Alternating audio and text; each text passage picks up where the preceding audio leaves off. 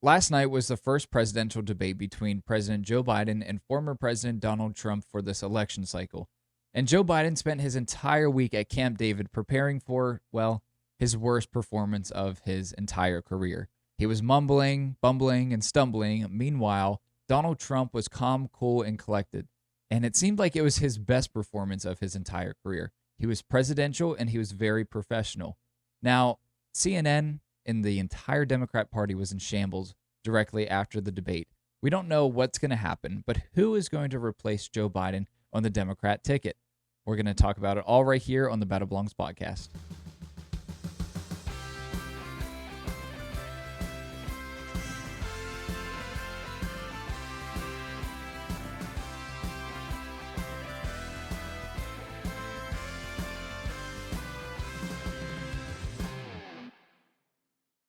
What's up, everyone? Welcome to the Battle Belongs podcast. I'm your host, Coleton Furlow. We are in week 9, episode 9 of this podcast. And today we are going to be doing a presidential debate recap video. There was a lot to unpack from last night's debate. I think President Trump had one of his strongest performances of his entire career, if not the best. He just looked presidential. He was professional. There was really no attacks coming from President Trump. He wasn't interrupting Joe Biden, and Joe Biden looked like he was a brain-dead vegetable standing on that stage. And Joe Biden lost that debate the moment he walked on that stage, when he shuffled out there and he even did one of his points to the podium, reminding himself, yes, that's where I have to go. That's the one on the right is the podium that I'm supposed to be at. And in that moment, Joe Biden lost that debate. Meanwhile, Donald Trump walks out, and you could just tell the different mannerisms. Donald Trump was going to dominate this debate, and he very well did.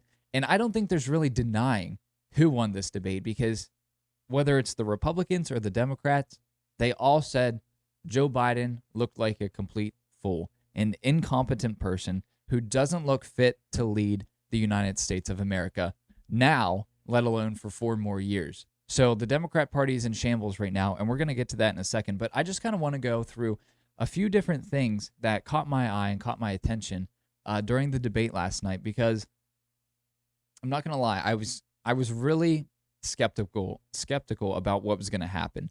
I didn't really know how Donald Trump was going to present himself, because it's the first time that he's facing Joe Biden on a debate stage since 2020, and you know, we had the whole January 6th thing happen. We had the election denying. We had what I believe was an election steal by Joe Biden and the Democrats. But we had all of this stuff just happen in the matter of, 3.5 years?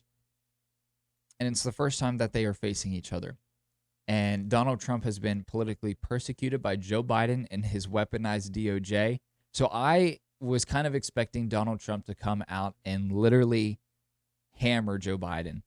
And he didn't. And I think that was the best part of the entire debate. It was a professional debate, especially by President Trump. There were no real name-calling, attacks. All President Trump had to do was just look at Joe Biden and say, here, look, this is what you guys want. You want another 4 years of this? And that's basically what President Trump did. And I think his performance was just superb. He was articulate. He really didn't go around in circles. The thing that I didn't like was when they would give Joe Biden the last word, Joe Biden would make up something or even slander President Trump. And then after Biden was done, they would ask Trump a different question. But Trump wanted to respond to the lies that Biden just said, rightfully so. And he kind of didn't take that question. And I saw a few people on TV talking about this afterwards, that Donald Trump avoided questions. Well, it's because Joe Biden just lied and slandered President Trump in the last questioning, so he has to clear that one up and doesn't have time to answer this one. So that was like the only thing I didn't like. I didn't know how it was going to be with the muted mics. I didn't know how it was going to be with CNN hosting it, and the anchors and the moderators. And I think they did a very good job. They asked President Biden the tough questions, and Joe Biden himself just couldn't answer them. And I think the questions were fair. on both sides. They really didn't attack President Trump in any regards. And I think it was one of the best debates that I've seen since I've started engaging in politics. There were a few good one-liners from President Trump, a few one-liners that President Biden thought he may have landed, but I really don't think so. But we're just gonna go through a few different parts of the debate and just give you my thoughts on them. So, like I said, I think President Joe Biden lost the debate from the moment that he walked out or shuffled out on stage and he pointed to the podium, reminding himself where he had to go. And within the first 5 seconds of his very first answer, he started to cough like he always does every single time he's on the at a microphone. And immediately the reports started coming in. I saw it on Twitter from NBC that Joe Biden has a cold. No. Since when do we start classifying dementia as the common cold? They were literally trying to cover up Joe Biden's mental decline from the moment it started. And there was just no going back. They couldn't even cover it up. They could not even do damage control on Joe Biden's incompetency. And we'll talk about it here in a second, how CNN was just all over it after the debate. There was just no covering up.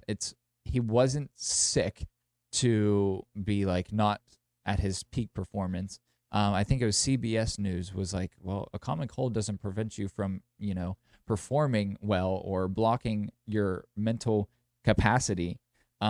So they already started to do damage control within the first few minutes of the debate. As soon as he walked out, I knew he lost. As soon as he started coughing in the first, I think it was like 5 words of the debate, I knew that he was going to lose. And Trump's face just said it all the entire time. They really started to go into the economy first, and Joe Biden was touting this idea that he created so many millions of jobs and 800,000 manufacturing jobs, but the majority of those jobs were bounce back jobs, is what President Trump called them, from the COVID disaster, when people had to be laid off or they lost their jobs and all of that stuff thanks to the China virus. These jobs are now coming back, and President Biden is taking credit for them. It's like taking a piece of paper, cutting off a strip from the top and putting it at the bottom and saying it's longer. It's the exact same thing. It's the exact same jobs coming back. He didn't create any jobs, but President Trump's first, I think it was his first best one-liner, was Joe Biden only created jobs for illegal immigrants. And I thought that was spot on. I think President Trump really hammered the border well. And I think that's a top issue for many Americans, but I think the number one issue is the economy right now. But they go hand in hand. All these illegal immigrants are coming over and stealing the jobs because they'll work for less. They're stealing the jobs from Americans who are struggling right now under Bidenomics. And I think Trump just played that card very well regarding the economy. He showed how his administration had the greatest economy. We went into COVID and we even recovered very well economic-wise from the COVID disaster. And Joe Biden just didn't have an answer for it. He was making up lies, and he was talking about the jobs that he created, which he didn't really create because they were already there and they were just lost during COVID. And then Biden freezes within the first, 15 minutes of the debate. I just want you to take a watch of what happens when Joe Biden freezes on stage. Healthcare system, making sure that we're able to make every single solitary person eligible for what I've been able to do with the COVID. With dealing with everything we have to do with. Look, if we finally beat Medicare. So I think that is the clip that is being played around the entire world today. And even last night, CNN posted it immediately after the debate. Joe Biden forgets exactly what he's saying. And President Trump handled it perfectly. There was no better way for President Trump to handle Joe Biden's mumbling and stumbling and freezing on stage than just looking at him and then doing a double take like, are you okay? And he kind of looked concerned for him. And I think it was just a superb reaction from President Trump. He didn't attack him, and I forget exactly what he said at the end. Something about he beat Medicare or he beat healthcare or something like that. And President Trump immediately goes, "Yeah, he beat it into the ground. He beat it to death." And it was that moment that I think America saw finally the contrast between Joe Biden and Donald Trump. They are just a few years apart physically, but mentally they are like 20 years apart. And I think America finally saw it side by side on stage for everyone to see. And Trump's reaction was extremely perfect. Then they started getting into the whole Israeli-Palestinian conflict and Russia and Ukraine. And I don't remember the exact line, but President Trump calls Joe Biden a Palestinian. And I thought that was hilarious because President Biden will not allow Israel to get the job done. Israel wants to continue until terrorists are eliminated. They want to continue until Hamas is eliminated from the face of the earth. And I think they have every right to, because Israel has been trying to come to peace with the Palestinians, with the other Middle Eastern Muslim nations. Israel wants peace. That's all Israel has ever wanted. And these lunatics on the radical left will not allow that to happen. And you know who else won't allow it to happen? The Palestinians and Hamas and terrorists. They don't want peace. Israel has tried it for years and years and years. And it's the Palestinians that don't want peace. They want Israel wiped off the map. Hamas wants to annihilate every single Jew from the face of the earth, and they don't want Israel to exist. And Joe Biden is preventing Israel from getting the job done. And for President Trump calling him a Palestinian on stage, I think it was very wise, very articulate in the moment, and it wasn't like a really huge bad attack, but it was a good moment because the Democrat Party is split on this issue. You have the radicals who are Palestinian protesters supporting Hamas in Palestine, and the anti-Semitic gestures that they're making on these college campuses. Half of the Democrat Party is supporting that, and half is supporting Israel. So to paint him as a radical Palestinian, and he even says like the Palestinians don't even like him because he's a bad Palestinian. And I just think it was really good because it paints the perfect picture of the incompetency of Joe Biden regarding this conflict, this war. He doesn't know what's going on. He doesn't know how to solve it. If President Trump was in office and President Trump had the authority on the world level that he did as president, this would never have happened. There would be peace in the Middle East. There was peace in the Middle East. And if we want that again, and we don't want our taxpayer money going to foreign wars, you have to elect Donald Trump back into office. Now, they moved on to abortion. And I'm a very big critic of President Trump when it comes to abortion. I think a lot of people understand that. They know that about me. The abortion issue is the top thing that I focus on. It's the number one advocacy point for me. I'm extremely pro-life, no exceptions. But when I say no exceptions, a lot of people don't really understand what that means. Now, I'm not for the exceptions of rape or incest because I don't care how one human is conceived. I think their life is still as valuable as a normal conception circumstance. Just because you're conceived a different way doesn't mean that you're less valuable than someone else. And if you're raped, I don't believe that we should be giving the death penalty to the unborn child while the offender, the deadbeat father, gets away basically scot-free. I don't think that's how our justice system should be set up. I don't believe that's how our medical industry should be set up. And I definitely don't think that's how our legislative branch should be set up. When it comes to the life of the mother, if you haven't listened to my episode last week with Kristen Hawkins, please go back and listen to it. She makes this point very clear. The pro-life movement does not support any legislation that will prevent a mother from getting the life-saving care that she needs to stay alive during a medical emergency while she is pregnant. The safest thing for a mother to do while she's having a medical emergency while pregnant, especially in the late term, is to deliver the baby. That baby has to come out one way or another. So you have an emergency C-section. You try to remove that baby, hopefully alive, and hopefully it can still live. But if you can't, that's unfortunate. But those procedures are not abortion. And I think the radical left just uses this to fearmonger women. They want women to believe that they're going to just be laying in a hospital bed dying because they're not going to get the medical care that they need. That's not true.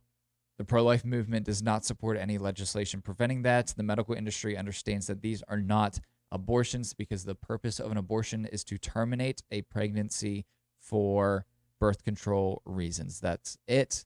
Point blank, no strings attached. You just terminate the pregnancy for whatever reason you want. If the mother's life is in danger or the baby is non-viable, those procedures are not abortions. But the safest way to go through with these are try to deliver the baby and try to keep that baby alive, keep that baby healthy, as well as keep the mother healthy. And these procedures are not abortions. The medical industry understands that, and the pro-life movement knows that. So I'm a very big critic of Donald Trump's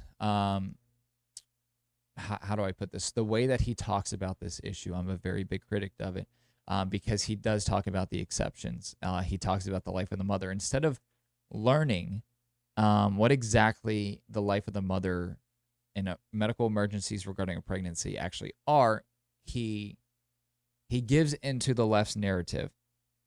And I just don't like it. I think he needs a strong backbone person to sit down with him and explain to him exactly what happens during an abortion, what happens regarding these medical emergencies. And he made the comment of follow your heart. Not everyone agrees with him, which I understand. I don't agree with him on his take. All of that aside, his response to this question was superb for him. For him and his election tendencies and him needing to be elected and understanding both sides of it, it was superb. I don't agree with his opinion on it, but his response was superb. He painted the Democrat Party and the radical left as the radicals when it comes to this issue. He made it crystal clear that it's the Democrat Party that wants late-term abortions and even abortions, which we call infanticide, after the baby is already born. That's what the Democrat Party advocates for. Donald Trump laid out perfectly the purpose of Roe v. Wade, and it was to send it back to the states. Now, I personally believe that there should be a federal ban, no exceptions whatsoever. I understand not everyone agrees with that, and a lot of people want it back at the states. So Donald Trump outlining that the purpose of overturning Roe v. Wade was to send it back to the states was perfect, because he said there's blue states and there's red states. There's states that have gone more liberal regarding this issue, and he says that's fine. I don't agree with that, but that's just how it is. That's the purpose of overturning Roe v. Wade. And there's more states going more conservative. And he even said Ohio and Kansas went more liberal on the issue despite being a red state. And that's true. So if you want to have an abortion, if you want to kill your child, go to wherever, state allows it. Live in that state. Live in the blue state and not a red state. It's very simple. Or you could just either not have sex until you're ready to have a child, or get the resources that you need to be a successful mother or successful parent. I understand that there are those really harsh moments where children are conceived through rape and things like that, but it's the slim minority. Less than 1% of abortions come from women who have been raped. So it's not like this huge thing out there. And you have Texas, who I think is one of the strongest on the pro-life movement, and good for them. But Donald Trump outlined it very perfectly. The purpose of overturning Roe v. Wade was to send it back to the states, and that's exactly what happened. And you have states that are going more liberal, you have states going more conservative, and that's what the people wanted. That's what the majority of the American people wanted, and that's what they got. And Joe Biden had zero response or zero answer regarding the abortion issue. He denied that they don't want late-term abortions. That's simply not true. Look at California. California is advocating for basically infanticide. Even in Maryland, you had an instance where infanticide could have been on the ballot. The Democrat Party and the progressives and the pro-abortionists are the radicals. They want late-term abortions. I don't think there should be any abortion whatsoever, because I think life is valuable from the moment of conception to death, natural death, I'd say. I'm not sure exactly what I believe fully on the death penalty yet. I go back and forth on it, but I think having the death penalty is a very different conversation, a different argument, because the offender is a criminal. The offender is not innocent, but the baby inside the womb is an innocent human life that did nothing wrong, and that life should be protected from the moment of conception, period. But Donald Trump's response was very good for his stance, I would say. So moving on, Biden starts rambling incoherently about his failure to secure the border. And President Trump had a beautiful response to it. He says, I really don't know what he said at the end of that sentence, and I don't think he knows what he said either. And that's the Trump that we love. That's the comedy Trump that we love. But he didn't like take the dagger and just jam it into Joe Biden. But he put on display the incompetence of Joe Biden and how he can't even form complete, coherent sentences. And I think that what he did there was perfect. He basically just said, look, is this what you want? The man can't even put sentences together. So I think that was another good one-liner. Biden also said very early on that troops aren't dying around the world under his administration. Do we forget what happened during the Afghanistan withdrawal? I believe it was 13 soldiers who were murdered at the hands of terrorists thanks to Joe Biden's incompetency regarding a military withdrawal. It would never have happened under Donald Trump. As Donald Trump put it in the debate, we were leaving there with dignity and respect. We shouldn't have really been in there that long in the first place, if at all. But Joe Biden's debacle regarding the Afghanistan withdrawal cost lives. And it made us look weak. And it was a domino effect, because then you had Russia and Ukraine, and then you had Israel and Palestine and Iran attacking Israel, and Hezbollah attacking Israel again. It was a domino effect, because once they saw the Afghanistan withdrawal, they knew that America was weak, and Joe Biden is weak on the world stage. And when Joe Biden is weak on the world stage, America is weak on the world stage. And when America is weak on the world stage, the world is unsafe. When America isn't strong, the world is at risk of war. And that's exactly what we've seen under President Joe Biden. Under Donald Trump, there were no new wars started. He likes to talk about that a lot, and I think he should, respectively, because it's an important conversation to have, because we have this whole idea of the draft coming back. I don't want to go to war. I don't want to go overseas to fight someone else's war when we have all these problems at home. I want to stay out of those wars. And I don't think we should be getting involved in all these other different wars whatsoever. We shouldn't be sending our tax money over there.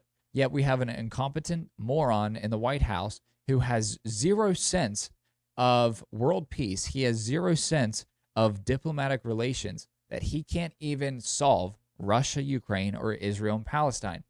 It's very simple fixes, and President Trump even made the bold claim that he would have Israel and Palestine, he would have Russia and Ukraine solved after he wins the election and before he takes office. I think he could do it. I truly do. And what a way to start off his administration, knowing that even before he stepped foot into office, took the oath of office on Inauguration Day, that he solved the Russia-Ukraine conflict. And I think that that's just a slap in the face to the Joe Biden administration, rightfully so. Joe Biden also claimed that the Border Patrol endorsed him, and almost immediately the Border Patrol Union tweeted that they never have and never will endorse Joe Biden. And a lot of people after the debate, I was watching CNN, I was watching MSNBC to see how they were reacting to it, and all they could talk about President Trump was that he lied. I don't know how many times Joe Biden lied during this debate, whether it was about the Afghanistan withdrawal, whether it was about the Border Patrol endorsing him, whatever it is, Joe Biden continued to lie. But that's the only thing that they had on Donald Trump. But I don't know where Donald Trump lied really at all during that entire debate. I think President Trump had his facts. He brought up everything regarding January 6th. He didn't say that Nancy Pelosi was like the sole responsibility of January 6th. He was just outlining the fact that she did not want the National Guard there. And that's on tape. She denied the National Guard when President Trump said he could sense something building. He said that like Americans could even sense it. He even referred to the moderators that they could probably sense it. And Nancy Pelosi didn't want the National Guard there. And that's all that he outlined. But the fake news media was saying that he was lying throughout the entire debate. It's just not true. But Joe Biden was caught lying several times. I think the best line that Joe Biden said during the entire debate, and it was very truthful, he said, when I took office, there was no inflation. And I was cracking up laughing at that because he was talking about how we have this inflation now and the economy, people are struggling, but the prices are coming down. But he admits that there was really no inflation when he took office. So everything that has happened regarding the economy tanking has been because of him. He made it very crystal clear, and I really hope people caught on to that. Biden says that the millions of illegal immigrants he has let into the country is the reason why we have the most successful economy in the world. That was paraphrased, but he basically said, yeah, we have all these illegal aliens coming into this country, and basically we have the greatest economy in the world, and it's growing because of that.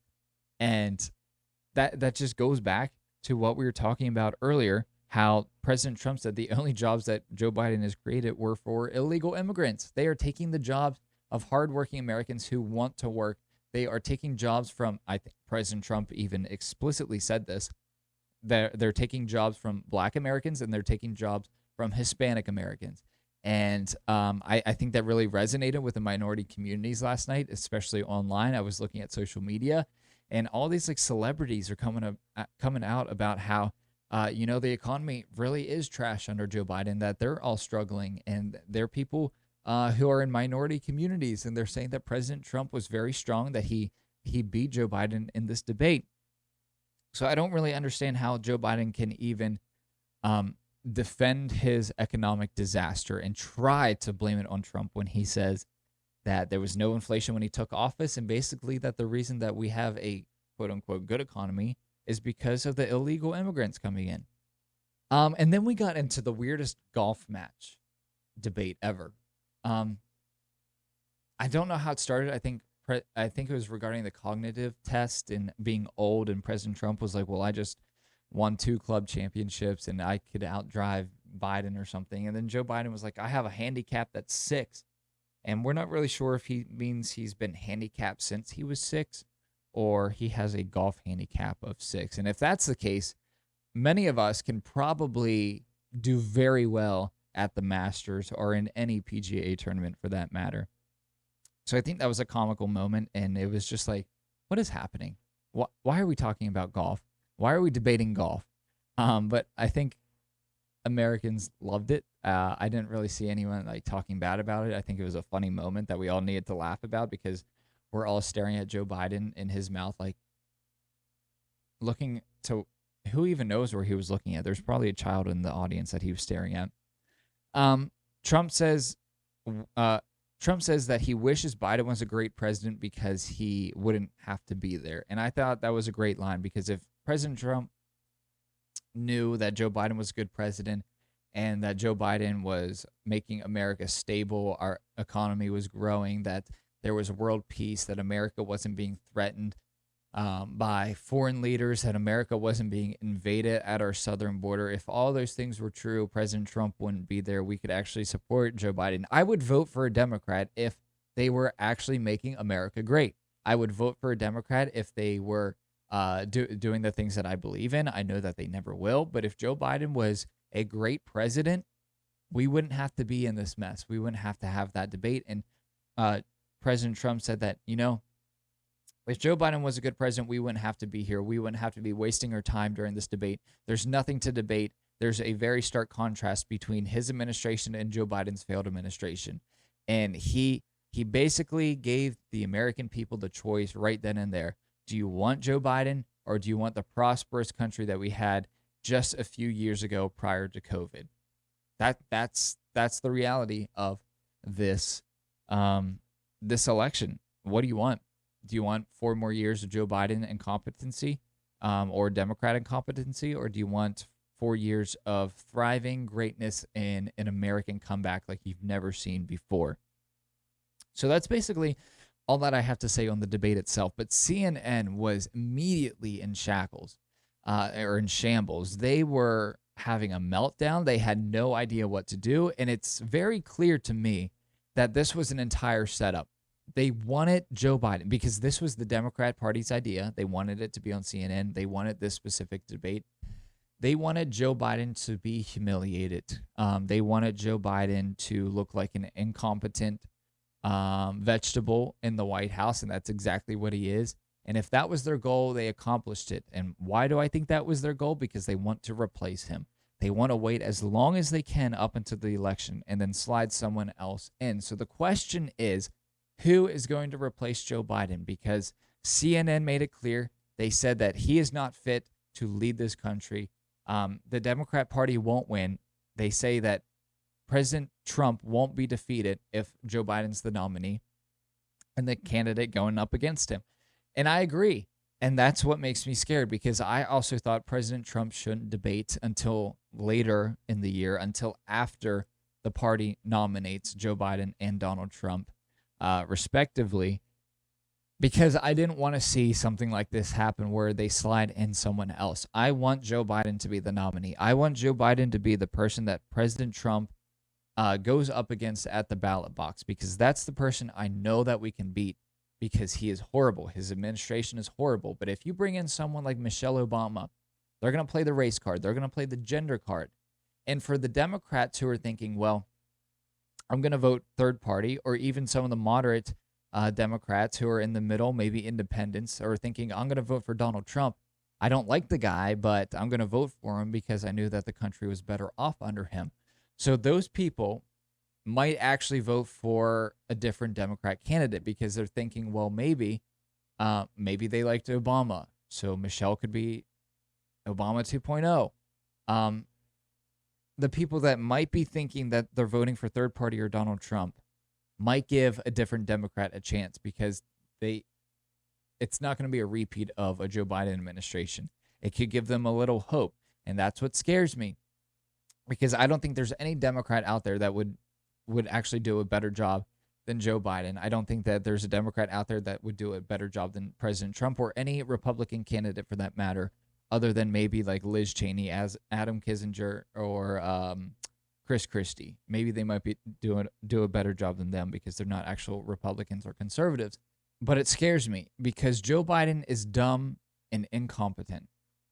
But imagine if we had a Democrat radical president who is competent, who knows exactly what they're doing. We could be in far worse danger with someone who knows exactly what they're doing rather than an incompetent vegetable. Do you see what I'm saying here? There's more of a threat with someone who is aware of what's happening and can manipulate and meddle and different things rather than Joe Biden, because he just doesn't know what's happening. I would rather have Joe Biden than a radical Democrat that actually knows what's happening. I'll say that right there. I'll stick to that statement because it's scary to think that we have someone like Kamala or Michelle Obama or Hillary Clinton or Gavin Newsom who is aware of their surroundings and what they could do to destroy this country and to destroy the entire world. So I think it's very clear that Joe Biden is going to be replaced. The question is, who is going to replace him? They also had Kamala on CNN and MSNBC doing like a recap and answering questions. And she was getting very heated because I think it was Anderson Cooper on CNN was asking her tough questions. You know, Americans think that Joe Biden is incompetent. He had a horrible performance. Is this the Joe Biden that you see daily? And she's like, no, the Joe Biden I see daily, you know, meets with foreign leaders, is bringing things to the Americans. He's putting things on the table. He's getting things done, blah, blah, blah.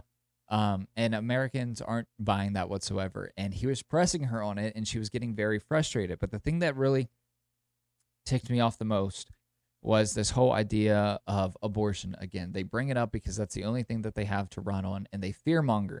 And what they were fearmongering was the stupid idea. I can't even wrap my mind around the logic and the mental gymnastics she had to go through to say this on live TV. She basically said that women are having miscarriages because they can't have abortions. What do you think a miscarriage is? Miscarriages are when the pregnancy is non-viable. The baby dies on its own from a medical complication, whatever it is. An abortion, you are physically killing that child. You are physically terminating the pregnancy directly. So how are people having miscarriages because they can't have an abortion? The result is the same. The baby tragically dies. So it's just another fear-mongering tactic that they use to scare women into thinking that they're either going to have the rights taken away, that they're going to be locked up in prison for having an abortion, or that they're going to die. And none of those are true whatsoever. And the Republicans have to get a grip on the messaging behind the abortion topic. And for the idea that women are having miscarriages because they can't have an abortion is truly absurd to me. That doesn't even make sense. And the sad part is there are people out there who are going to hear that and be like, yes, you're right. You're right, Kamala. We have to vote for the Democrat. We're going to save women's right to murder children because if not, I'm going to have a miscarriage. What? This is the stupidity of the Democrat Party. This is the stupidity and the radicalization of this whole abortion topic. They have zero stance on it other than they want to kill children up until the moment of birth or even after birth. But that's basically all I have to say on this debate. I think it was a historic win for President Trump. It was his best debate performance from 2016 until now, or 2015 during the Republican primaries debates. Best performance ever. It was Joe Biden's worst performance. And I'm just so curious to see what's going to happen because I think there's another one scheduled either next month or in August where they're going to meet again. And will Joe Biden show up? Will Joe Biden cancel, or will there be another person replacing Joe Biden as the Democrat candidate? I guess we're just going to have to find out together. So I just appreciate you for staying tuned to the Battle Belongs podcast. Be sure to go back and listen to any other episodes that you have missed. We've had Pastor Lucas Mile talking about the radical left. We had Kristen Hawkins talking about the overturn of Roe v. Wade, celebrating the second anniversary of that, and just the whole abortion issue in general. We discussed that last week, so be sure to go back and check that out. I might have a surprise for y'all next week. No promises yet. So stay tuned to the Battle Belongs podcast. You can follow me on social media at Coleton Furlow, COLETONFURLOW. I reposted it for the second anniversary of Roe v. Wade, the second anniversary of my video of the My Choice. I posted that on Twitter, and it got, I think we're up to 10 million views now in exactly 1 week. It went viral again. It's just so funny to see the comments and everything. And I just wonder where she is. Do you think that she has seen that video? Do you think that she knows that her face has been turned into a meme? Does she know that she looked demonic to a national attention? I don't know. I wanna see her. I want to reconnect with her because it was love at first sight. I'm pretty sure she really wanted to eat me, but doubled the followers on Twitter, so we're growing on there. So very excited to see where that all goes. But you can follow me on social media at Coleton Furlow. Thanks for tuning in to the Battle Belongs podcast. I hope everyone has a very safe, fun, and blessed 4th of July next week. And I'll see you guys next Friday. Take care. God bless.